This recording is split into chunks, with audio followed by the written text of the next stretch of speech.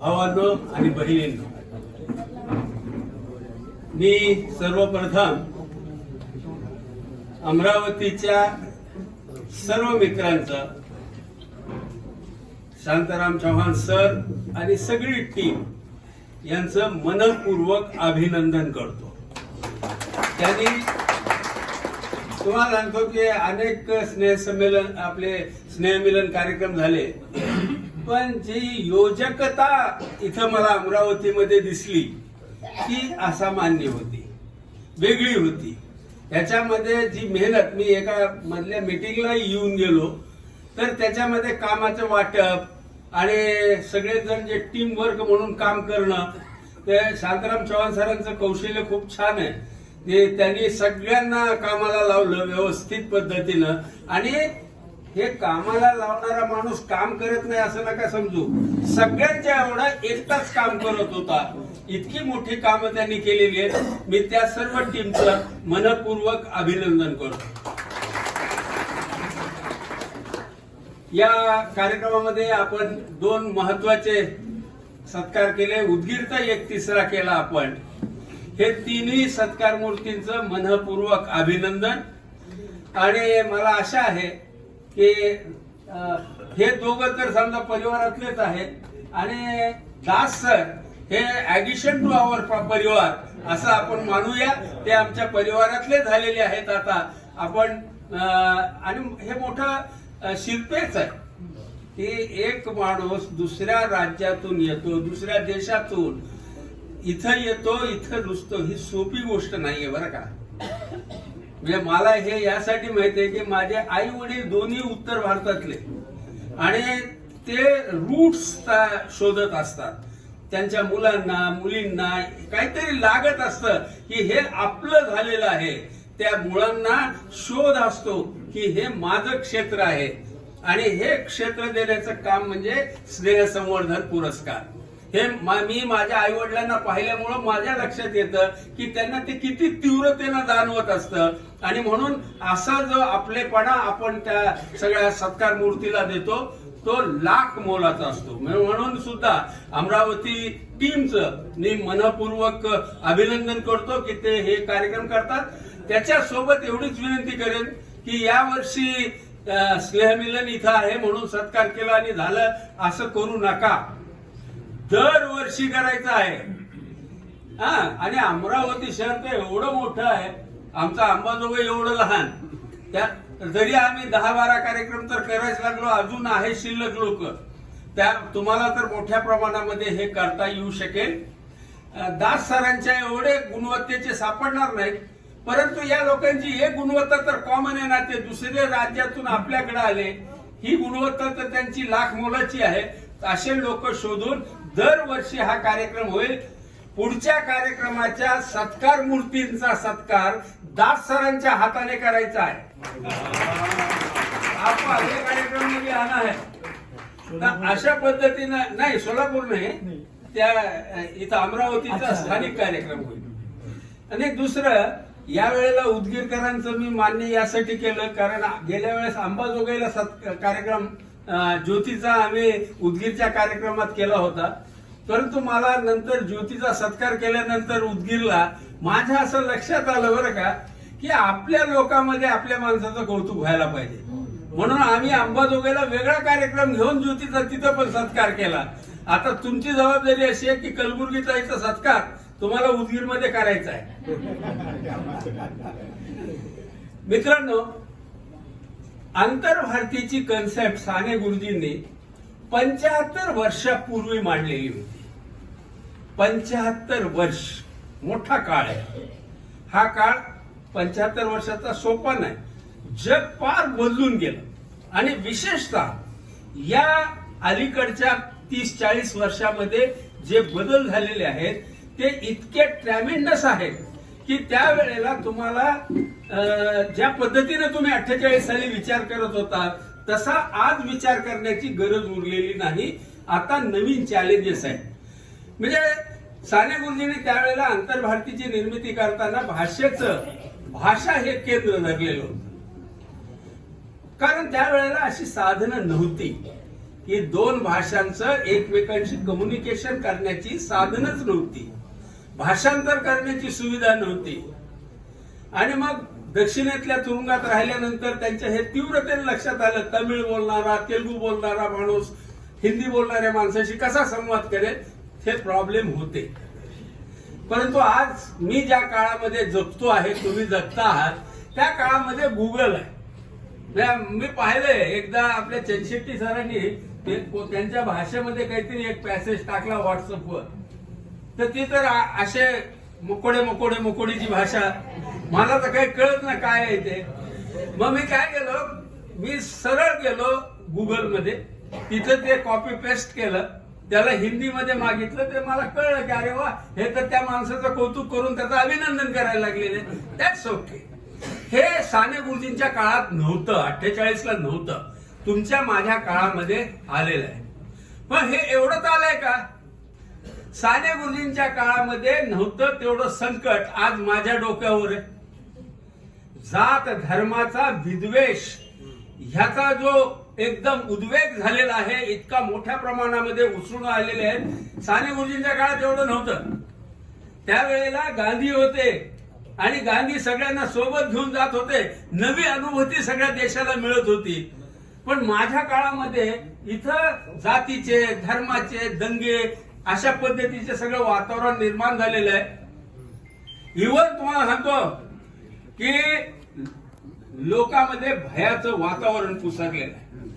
देशाच्या स्वातंत्र्याच्या नंतर एवढं भयाचं वातावरण यापूर्वी मी कधी पाहिलेलं नाही. मी गेली 40-50 वर्ष वेगवेगळ्या चळवळीत आहे.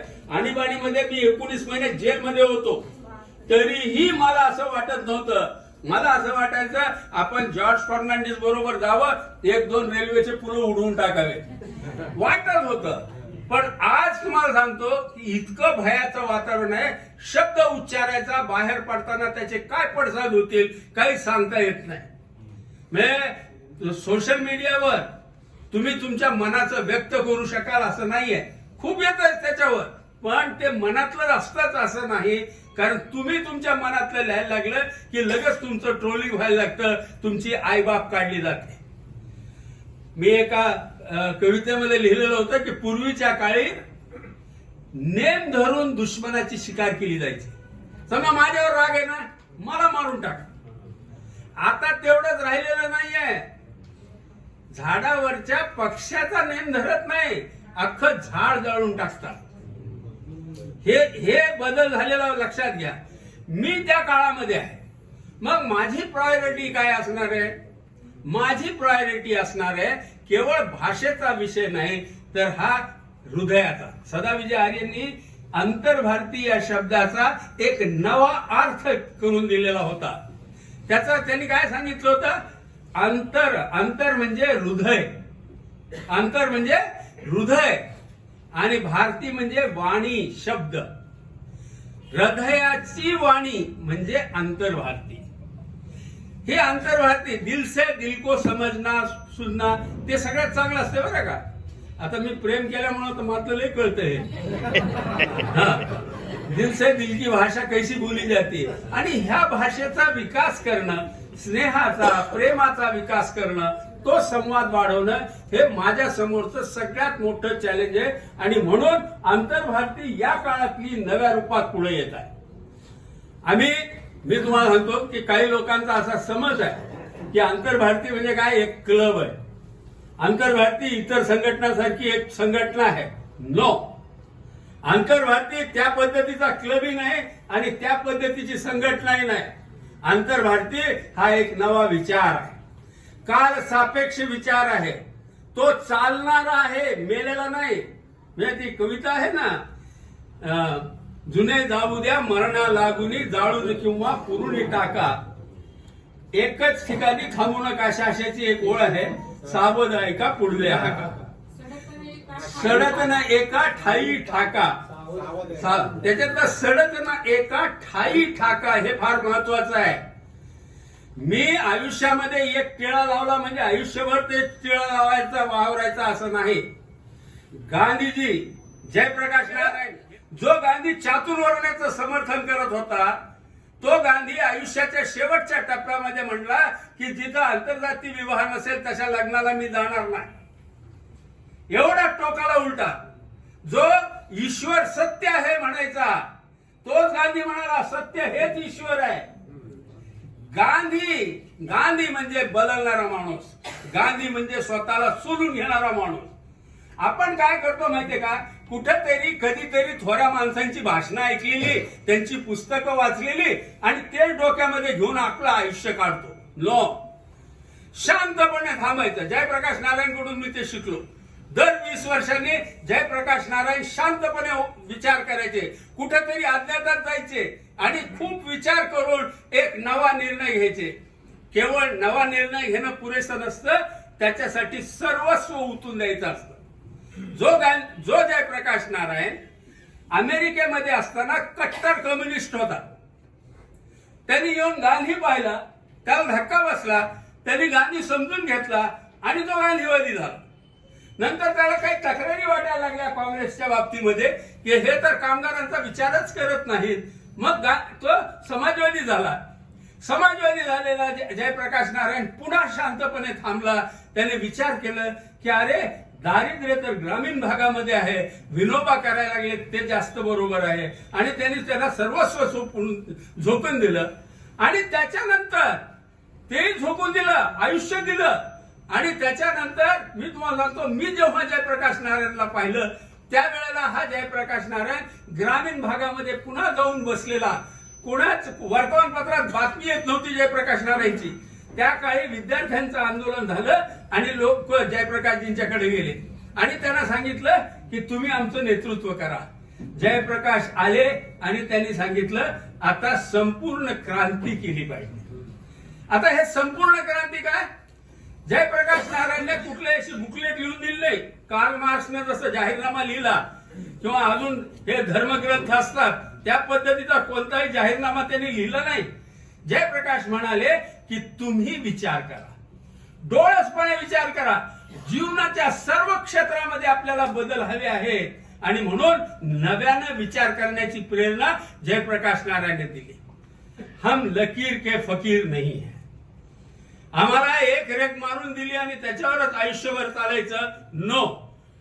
ईश्वरानं आम्हाला डोकं दिलेलं आहे, त्याचा सतत वापर करायला पाहिजे. नव्यानं विचार केला. मी जसं म्हटलं की माझ्यासारखी आजच्यासारखी टेक्नॉलॉजीनं मला अनेक साधनं उपलब्ध करून दिली, पण दुसऱ्या बाजूला हे विष एवढं पसरलं आहे. ही विश्वली सगळ्या देशाला व्यापलेली आहे. एवढं मोठं झाड झालेलं आहे. हे तोडायचं कसं, हे मोडायचं कसं, सूर्याची किरणं येऊ कशी द्यायची. आपल्याला नव्या पद्धतीनं या सगळ्या परिस्थितीचा विचार करावा लागेल. म्हणून आंतरभारती वेगवेगळे प्रयोग करते. वेगवेगळे प्रयोग कसे, मला त्याच्यात तुमचे सहकार्य हवं.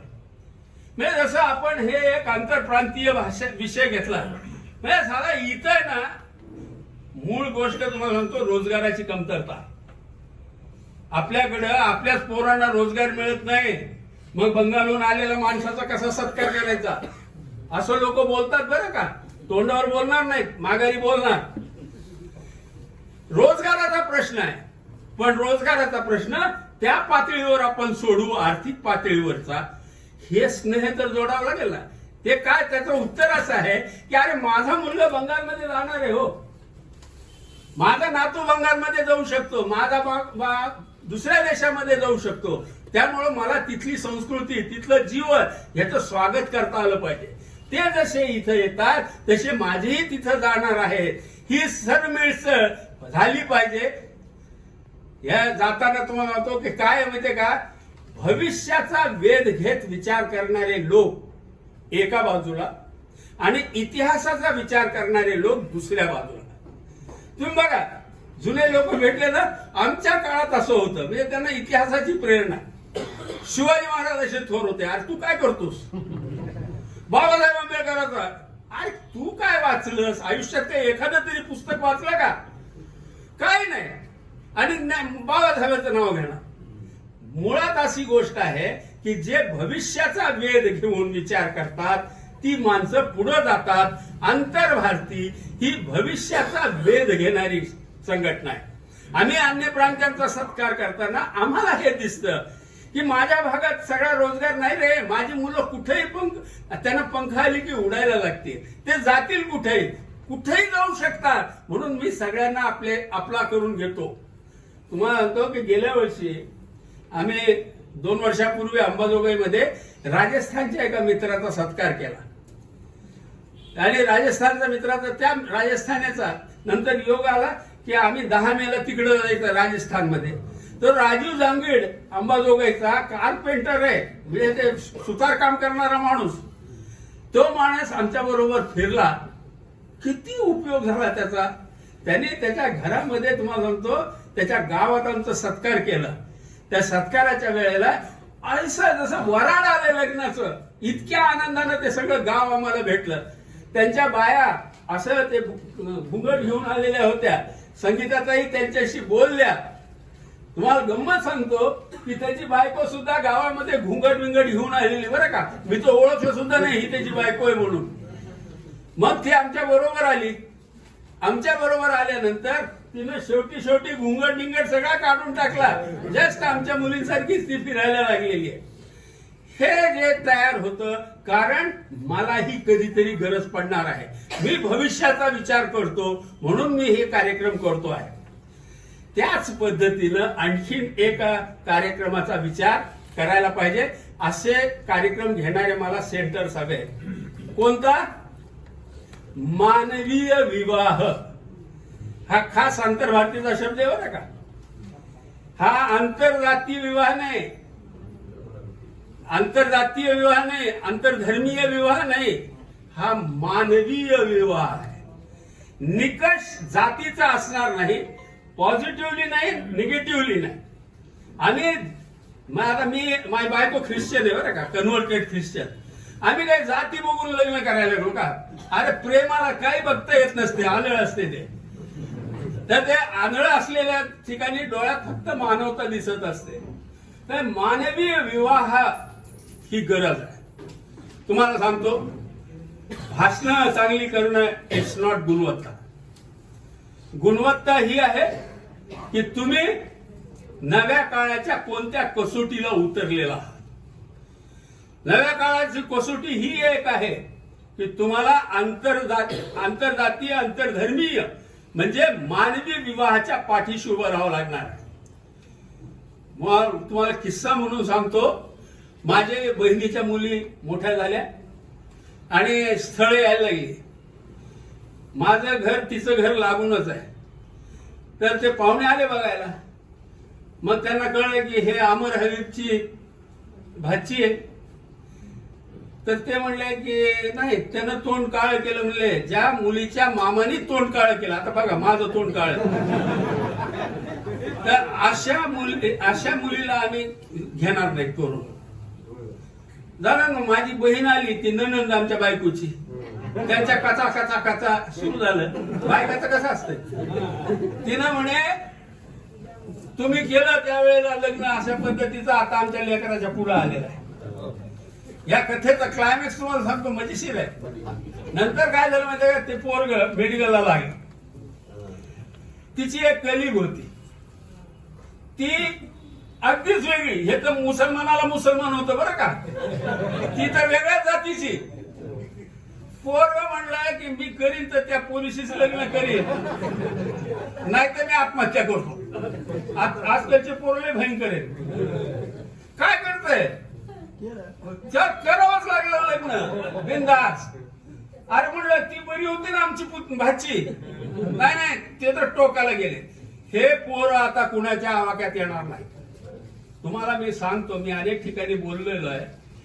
जात धर्म एवढी आक्रमक का झाली माहितीये का, ह्यांची पोरं ह्यांच्या हातातून निघून चालली. त्यांना जे काही आता कसं झालं, मुलं मुली एकत्र जॉब करतात. पूर्वी नसतं करता येतो. आता हे टेक्नॉलॉजीचा खूप मोठा फरक पडला. केवळ महाराष्ट्राच्या शहरांमध्ये नव्हे तर विदेशात ही मुलं जायला लागलेली आहेत. आणि अजून एक सांगतो, संकेतामध्ये ज्या समाजामध्ये कॉन्ट्रासेप्टिव्ह झालेले असतात त्या समाजामध्ये तुमचे स्त्री पुरुष रिलेशनचे संबंध राहत नसतात. मी ज्या काळामध्ये आहे त्याच्यात ही टेक्नॉलॉजी आलेली आहे. तुम्ही कुठं जुन्या काळातलं सांगत बसायला लागलेला आहात. ते राहणार नाही, ते बदलणार आहे. जेव्हा डायनासॉर मारायला लागले होते ना, त्यावेळेला ती लय जोर जोरात आरडायची. डोंगरा एवढे डायनासॉर, त्यांची भूक त्याच्यावर मोठी, त्यांना खायला मिळेना म्हणून ते गडागडा लोळायचे. सगळ्याला वाटायचं की आता जग संपतं का काय. तुम्हाला सांगतो, इतिहास साक्षी आहे या गोष्टीला. डायनासॉर संपले, ससे शिल्लक राहिले. आम्ही जो भविष्याचा विचार केलेला आहे की हे जग माणसांचं होणार आहे.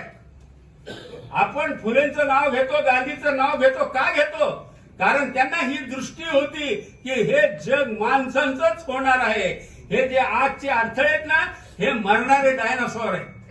आज नाही तर उद्या हे मारणारच आहेत. त्यांचा काळ जवळ आलेला आहे. टिकणार आहोत ते आम्ही. म्हणून आम्हाला ह्या आंतरजातीय, आंतरधर्मीय, मानवीय विवाहांना ह्यांच्या पाठीशी उभं राहावं लागणार आहे. असा संकेत देणारे की आम्ही आमची आंतरभारती जी आहे या लग्नांच्या बरोबर आहे.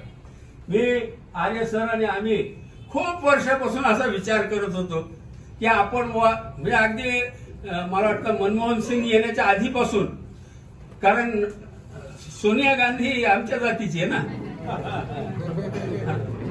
आमच्या जातीचे गोपीनाथ मुंडे होते बरं का. तसं काय इकडे आहे तिकडे आहे. बरेचसे व्हॉट्सअपवर तुम्ही कोण कोण आहेत ते वाचलेले असणार.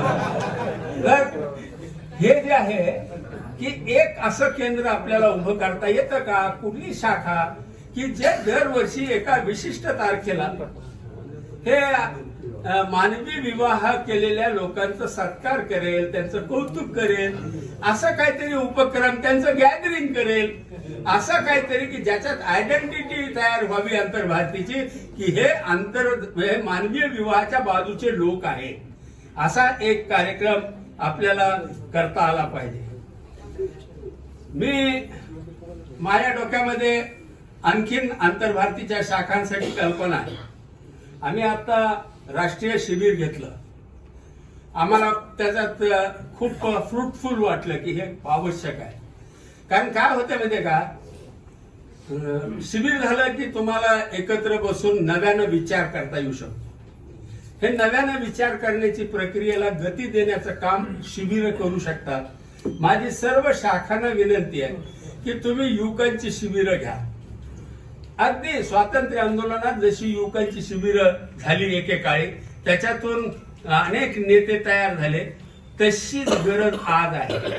आज जे मळब आहे ना, हे मळब जर दूर करायचं असेल तर त्याच्यासाठी शिबिरासारखी दुसरं मेथडॉलॉजी नाही आहे, दुसरं तंत्र नाही आहे की ज्याच्यामुळं आपण अशी माणसं उभी करू की जे ह्या गोष्टींचा विरोध करणार. म्हणून ह्याच्यासाठी करता येण्यासारखं आहे ती शिबिरं ठिकठिकाणी युवकांची, युवतींची शिबिरं तयार व्हायला पाहिजेत.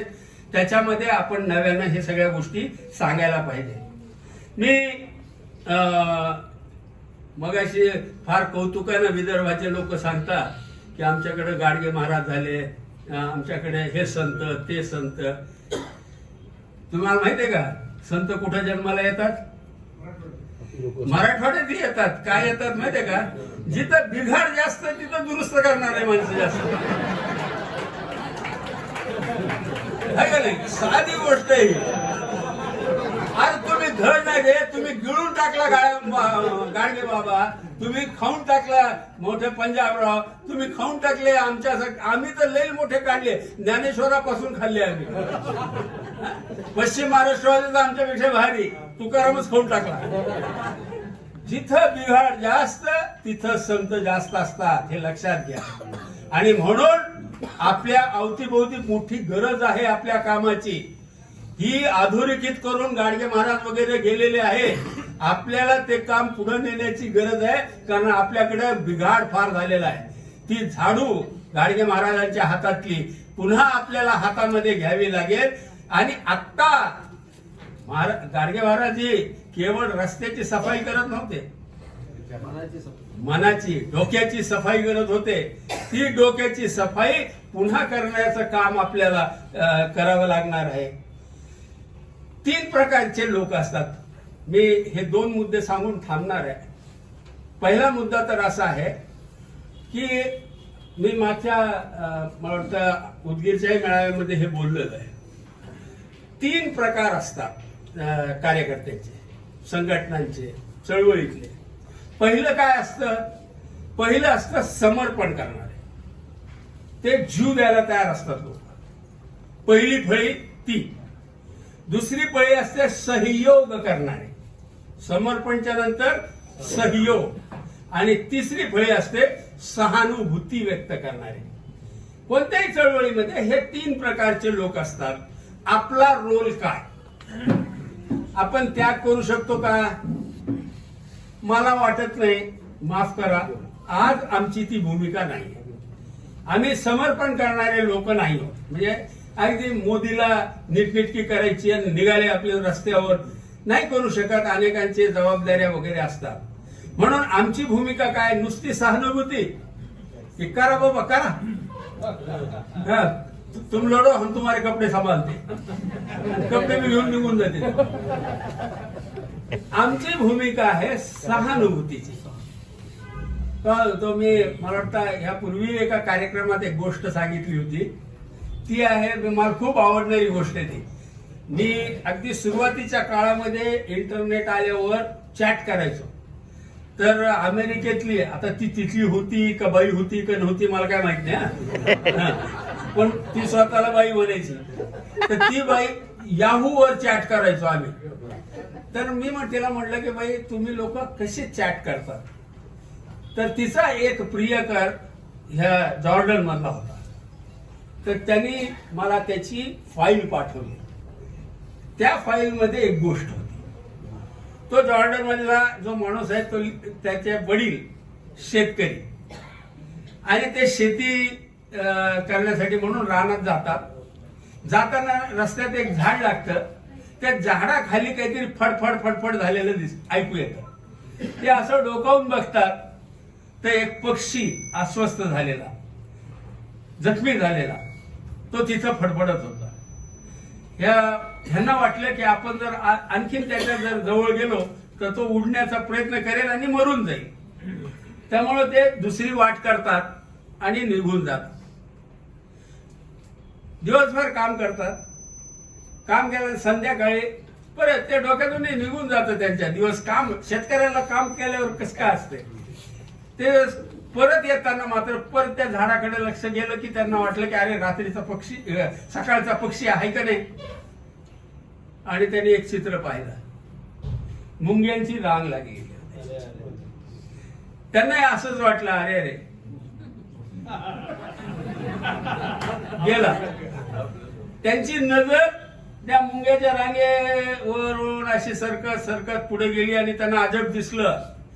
मुंग्या काय करत होत्या म्हणजे आपल्या चोचीमध्ये, तोंडामध्ये जेवढं येत होतं तेवढं आणून त्या पक्षाच्या समोर टाकत होत्या आणि पुढे निघून जात होते. ही कथा जॉर्डनची आहे. आपण ज्या भागात राहतो ना, आपल्याला युद्ध कळत नाही. मला महाराष्ट्राचं, भारताचं समजा, महाराष्ट्राचं विशेषतः आपण ज्या भागामध्ये राहतो ना, इथं संकटच येत नाही. तो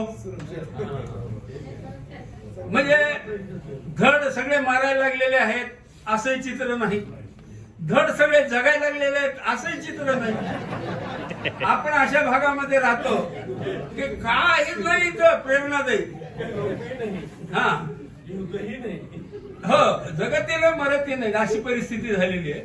तर मी सांगत होतो की आंतरभारतीची भूमिका त्या मुंग्यांची आहे. जो लढणारा पक्षी आहे तो जखमी झाला, आम्ही त्याला मदत करायला जाऊ, आमच्या क्षमतेप्रमाणे मदत करायला जाऊ. ही आमची मुख्य भूमिका आहे. लक्षात घ्या. चांगल्या कामाच्या पाठीशी उभे राहणारी सज्जन माणसं म्हणजे आंतरभारती. ही व्याख्या बघा.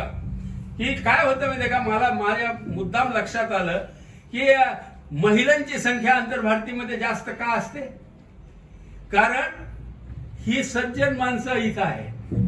इथं विश्वासाने येतं, इथं काही धोका नाही. हे फार मोठं कॉम्प्लिमेंट आहे बरं. हे आंतरभारतीनं ही प्रतिमा जपलीच पाहिजे की आमच्या सोबत आता आपण यात्रा काढतो, दुसऱ्या राज्यामध्ये जातो आणि तिथं सुद्धा आमच्या बरोबर शेकडोनी महिला असतात. हा जो विश्वास कमवलेला आहे आपण, हा विश्वास अत्यंत मोलाचा आहे. तुम्हाला ह्याचं मूल्य आज नाही कळणार. तुम्ही एखाद्या राजकीय पक्षाच्या सभेमध्ये जा, राजकीय पक्षाच्या बैठकीमध्ये बघा, बाया हादरलेल्या असतात. कोणाचं काय नियत खराब होईल काही सांगता येत नाही तिथं. हा विश्वास हे आपलं बळ आहे. लक्षात, आंतरभारतीचं बळ आहे. ही सज्जन लोकांची संघटना आहे. याच्यामध्ये फालतूपणा चालणार नाही, आगाऊपणा चालणार नाही. आणि हे करताना आपण सतत शिकत राहणं. आपण बदलतो. मागे आम्ही पहिली स्पर्धा घेतली त्यावेळेला आमच्या लक्षात आलं खुली स्पर्धेमध्ये मुलांचा सहभाग नाही, आपल्याला तर नव्या पिढीशी बोलायचं आहे. म्हणून आम्ही मग छात्रांसाठी केलं. आणि छात्रांशी केल्यानंतर तर अजूनच आम्हाला लक्षात आलं शिक्षक नावाची जमात सर लय भंपक आहे. माफ करा इथले सोडून. निबंध स्पर्धा गेली, गांधीवर मुलांनी अभ्यास करावा, काहीतरी वेगळं सांगावं. आता किती तळमळीनं संगीताताई सांगत होत्या आम्ही गोडसेच्या बाजूचे नाहीत, हे आम्हाला दाखवायचंय. मास्तर लिहून देतात हो. पण मास्तरांनाही कळत नाही बरं गांधी, मास्तरांनाही कळत नाही. मग काय होतं, मग इंटरनेट बरोबर कळतं यांना. मग आमच्या असं लक्षात आलं की निबंध स्पर्धेमध्ये आलेले उतारे हे इंटरनेटवरून कॉपी केलेले. मला असं वाटतं की याच्यामध्ये आपण शिकू, हे बदल करू. आपण प्रयत्न केला. आपण पुढच्या वेळेला निबंध स्पर्धेच्या बरोबर व्हिडिओ स्पर्धा घेऊ. व्हिडिओची स्पर्धा घेऊ आणि त्याच्यामध्ये मुलांना डायरेक्ट बोलायला लावू. ठीक आहे, अगोदर पालक किंवा शिक्षक त्यांना फीड करतील, पण त्याला काहीतरी बोलताना कॉन्फिडन्स तरी लागेल, तर तो आपल्याला त्याच्यामध्ये पाहता येईल अशी माझी सूचना आहे. मला असं वाटतं की ही जी फेरी आहे आपली, हा काळ नव्यानं उभं राहण्याचा काळ आहे. नव्या विचाराने एक महत्वाची गोष्ट सांगतो. 48च्या काळात विशेषतः ही सगळी समाजवादी जी जुनी मंडळी आहे ना, ह्यांचं काय झालं माहितीये का, एका बाजूला मार्क्स कडून काहीतरी घ्यायचं, दुसऱ्या बाजूनं गांधीकडून काहीतरी घ्यायचं. ह्यांचा इतका गोंधळ उडालेला आहे समाजवादी मंडळींचा की त्यांना नीट सत्य सांगता आलेलं नाही. राम मनोहर लोहिया जर आणखीन काही वर्ष जगले असते तर त्यांनी प्रॉपरली अनालिसिस केला असता. राम मनोहर लोहिया जिनियस होते. त्यांच्याकडून मोठी अपेक्षा होती. त्यांनी नेहरूच्या बाबतीमधली जी भूमिका घेतलेली होती ती आजही प्रेरणादायी होती. आज आमचे सगळे समाजवादी, विशेषतः महाराष्ट्रातले बरं का, त्याचं कारण मला काही कळतच नाही. हे काय SM जोशी, कुरुंदकर हे सगळे लोक हे धाड नेहरूच्या प्रेमात का पडले? कारण इथं ब्राह्मण विरोधी चळवळ झाली होती आणि त्यांना कोणाला तरी आधार धरायचा होता. हे पुस्तकी नाही चालणार. नव्याने तुम्हाला विचार करावा लागेल. मी विचारलं प्रत्येक जातीतल्या लोकांना, मराठ्यांना विचारलं की तुमच्याकडे सगळ्यात वाईट परिस्थिती कुणाची? शेतकरी आणि स्त्री. दलितांना विचारलं तुमच्याकडे काय परिस्थिती बाबा दलित स्त्रींची आणि शेतकऱ्याची? वाईटच. अहो सगळ्या ब्राह्मणांमध्ये काय परिस्थिती आहे, हिंदूमध्ये काय, मुसलमानांमध्ये काय, हा कॉमन फॅक्टर कळत नाही का? की सगळ्याच संकटात एकाच वेळेला तुम्ही कुठला वर्ण संघर्ष सांगायला लागला? वर्ण संघर्ष नाद लागला आपल्याला ब्राह्मणांना शिव्या द्यायच्या किंवा दलितांची उपेक्षा करायची. हे बकवास गोष्टी आहेत. ही दिशाभूल आहे. सगळ्या जाती धर्मामध्ये जर शेतकरी आणि स्त्रियांची दुर्दशा असेल तर तुम्हाला विचार करावा लागेल की हे नाही चालणार. ह्याचं उत्तर दुसरीकडे आहे. वर्ग संघर्ष काय असतो? अहो कारखाने चालावे आणि मजुरांचे वेतन वाढावे, याच्यात दोघांचे हितसंबंध एक होऊन जातात, मालक आणि मजुराचे. आणि मरतो कोण? स्वस्त माल विकणारा शेतकरी मरतो आणि तोच मरत आलेला आहे. आणि मग प्रश्न असा पडतो की शेतकऱ्यांच्या आत्महत्या आणि स्त्रियांच्या भ्रूण हत्या ह्या एकाच काळात माझ्या समाजात का व्हायला लागलेत? नवा विचार करावा लागेल. यासाठी नवे प्रश्न पडावे लागतील. ह्या प्रश्नांची सुरुवात आपल्या मनामध्ये व्हावी. मी आज काही त्याच्याबद्दल तपशिलानं बोलायला उभा नाहीये, पण मी एवढंच लक्षात आणून देऊ इच्छितो की आपल्याला नवे प्रश्न पडले पाहिजे, नव्या काळाची नवी उत्तरं. आपण सगळ्या थोर माणसांचं वंदन करतो कारण त्यांनी त्या काळाला न्याय दिलेला आहे. मी एका कार्यक्रमामध्ये मोठं धाडसाचं बोललो होतो. मी म्हणलं गांधी कुणाचं अनुकरण करत होते, शिवाजी कोणाचं अनुकरण करत होता, मग मी कोणाचं का करावं? मी नाही करणार गांधीचं अनुकरण. गांधी म्हणजे काय? गांधी म्हणजे स्वतःला सोडून घेणं, स्वतःला तपासणं, पदोपदी तपासणं आणि कसोटीला उतरणं, हे असतंच गांधी. गांधी म्हणजे खाली घालणं नव्हे, गांधी म्हणजे चरखा चालवणं नव्हे, गांधी म्हणजे अहिंसा नव्हे, गांधी म्हणजे सत्य नव्हे. गांधी असतो स्वतःला तपासणं. जे जे माणसं स्वतःला सोडून घेऊन तपासू शकतात ती माणसं गांधी होत असतात. ते वेगळ्या नावाने होतील, महात्मा गांधीचं नाव कदाचित त्यांना राहणार नाही, वेगळ्या नावाने येतील, पण तपासणारे लोक उभे राहिले पाहिजे. मला असं वाटतं की ही मोठी अपेक्षा आहे. हे सगळेजण पार पडू शकतील असं नाही, परंतु त्या दिशेने आपण पाऊल टाकूया, त्याचा विचार तरी करूया. आपल्याला काहीतरी प्रश्न पडले पाहिजेत, त्या प्रश्नाचा आपण नव्याने धंडोळा घेतला पाहिजे. या दिशेने आपण चालण्याचा प्रयत्न करूया. यावर्षी 10 मे ही आपली गोव्याला होणार आहे. गोव्याला आपण दरवर्षी 10 मेला आंतरभारतीय दिन आणि आपली आम सभा आजू सदस्यांची ही आपण राज्याच्या बाहेर करतो. 10 मे यासाठी की त्या दिवशी साने गुरुजींनी जे पंढरपूरला उपोषण केलं होतं त्याचा निर्णय लागला आणि दलितांना रोखणारी एक भिंत त्या दिवशी पडली. म्हणजे दलितांना मुक्त प्रवेश पांडुरंगाच्या मंदिरामध्ये मिळायला लागला. ह्याचं तो दिवस स्मृतीचा आणि त्याच्याबरोबर यदुनाथ थत्तेही त्या दिवशी वारले. तोही दिवस आपण ह्या दिवसाला आंतरभारतीय दिन म्हटलेला आहे. या दिन आपण अन्य राज्यामध्ये करतो. तुम्हाला म्हणतो की ज्या कमकुवतपणे कच्चे धागे आहेत आपले, त्याच्यामध्ये एक गोष्ट आहे की अन्य राज्यामध्ये आंतरभारतीय जेवढ्या मोठ्या प्रमाणात पसरायला पाहिजे अजूनही पसरलेली नाहीये. मला वाटतं की दास सर सारखे लोक आपल्याला ह्या कामामध्ये मोठी मदत करतील. अन्य राज्यामध्ये आपलं विचार पोचला पाहिजे आणि तो विचार तेव्हाच पोचेल जेव्हा तुम्ही नव्यानं विचार करायला लागाल. ही यावेळेसचं जे गोव्याचं टूर आहे, आपण काय करतो 10 मेला ते कुठं तरी एका ठिकाणी पणजी किंवा कुठल्या तरी ठिकाण त्या ठिकाणी एकत्र जमू, पण त्याच्यानंतर 7-8 दिवस आपण गोवा आणि कोकण हे भागामध्ये फिरू. कोकण आणि गोवा तर सगळ्याला कशासाठी प्रसिद्ध आहे ते माहीतच नाही, पण कोकणामध्ये आंबेडकर, साने गुरुजी आणि शिवाजी महाराज हे तिन्ही आपल्याला भेटणार आहेत आणि केशवसूत कवी हेही आपल्याला त्या ठिकाणी भेटणार आहेत. ही यात्रा खूप उद्बोधक व्हावी, आनंददायी व्हावी, ह्याच्याबद्दलची माहिती आपल्याला माचेवार सर देणारच आहेत. मी इथं थांबतो. धन्यवाद.